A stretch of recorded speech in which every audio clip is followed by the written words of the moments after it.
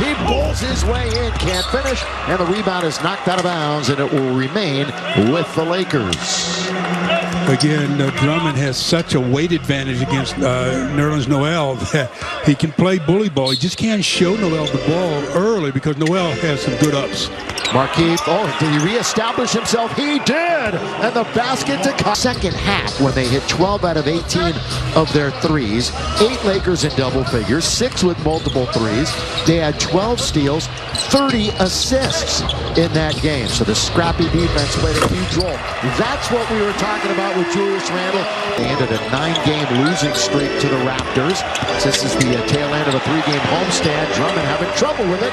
And the Knicks, who are one of the top defensive teams in the league, right now rated number 4 in the NBA, come up with a steal. Yeah, he didn't wait for Barrett to clear the area before he put it on the floor. Boy, a very trim-looking Julius Randle hits the 18-footer. When he came into the league, Julius Randle, all he did was put it down and try to get to the paint. Markieff answers right back, yes, sir. That's one. And we are tied at 5. It's into the game. Going baseline all the way. That's a quick move that time by Payton. Oh, nice. Another Markieff scores. Wow, that guy, there was no whistle on that play. It looked like Markieff may have been going to the line for 3 years, has led the NBA in rebounding. He has 24 double-figure scoring games this year and 20 double-doubles in 28. And there's Kuzma, very active court. Another Laker turnover down the middle and throwing it down. Rim running is Nerlens Noel. I see what Drummond. This New York team in the 8th spot. And we'll break that down a little bit further as the game progresses. And Julius Randle, you know he's motivated. And here come the Knickerbockers.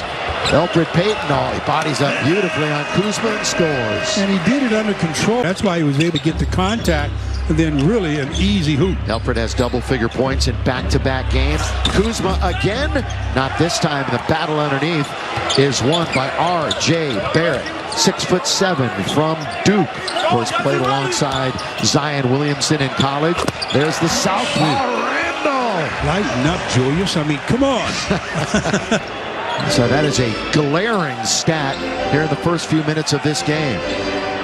Lakers on offense. The roll by Drummond. Schroder trying to get to the basket. Did it go off of Wesley? Yes. It did. That's a good drop down by Julius Randle. Went to the only lane that was available to Schroder, and that's along the baseline. And the one ricochet plays off of Julius and then off of Wesley Matthews. Well, the numbers bear it out. When Julius is on the court, they're just a much better team. And the point differential when he's on and when he's not is significant. And Julius gets his man in the air. Could have been a three-point play. He'll shoot a couple of free throws. You know, everything has slowed so much down for Julius over the years. That's what happens when you get some experience. You learn how to let the game develop itself and let your skills get involved in that game. And he's really worked on a lot of his other skills, put him in a position that he's in right now. And while we have a moment, here's a word from Morongo. Morongo, keeping you safe. The good times are back. Julius, the first player in the game in double figures already. He's got 10, looking for number 11. Also looking for his first miss from anywhere. He's perfect from the field and 1 for 1 from the free throw line. 7th in triple doubles in the NBA. Scoring, rebounds, assists, all career highs, as are the three-point percentages we've talked about. Free throw percentage and minutes. He actually plays the second most minutes in the league, so he is out there a lot. Schroder now to the corner. Wesley Matthews back to Schroder. Stop and pop from straight away. Not going to get the bounce. And the Lakers down by 7. Now play defense. And Julius with the handle. That's a moving screen by Nerlens Noel. And they finally turn it over. That is the first Knicks turnover on the offensive foul. Well, the Lakers only with 6. They're gaining. Yeah. Again, 8th spot, a game back of both Charlotte and Boston for New York. And they're a game up on Indiana. THT played really well in all aspects the other night. KCP mid-range for 2. That's a good run off the three-point line by KCP. One dribble, pull-up jumper. Finally, the Lakers scored after almost 3.5 minutes. And Kentavious averaged about 18.5 last week and shot 63% from downtown. Lakers are 3-2 so far in this road trip, if you want to call it that. Again, Julius aggressive. How many shots is that? Now officially he's 4 for 4, but he's gone to the line after being fouled a couple of times. Another look at that play by KCP, though. I mean, they run him off the 80%er from the free throw line, double figure scoring, and 52 of 53, make it 53 of 54 because he's already got a dozen here tonight. Yeah, he off to a great start for the Knicks. 238 games in a Laker uniform, average 13.5 points and 9 rebounds. Well, he's outscoring the Lakers right now 13-12. Look at THT, steps back to hit a 3 as he rattles it home. Boy, and that's really gonna make it so much easier for him to get really where he wants to go, and that's in the paint. Yep, it opens so many things up. He hit 2 threes against Brooklyn.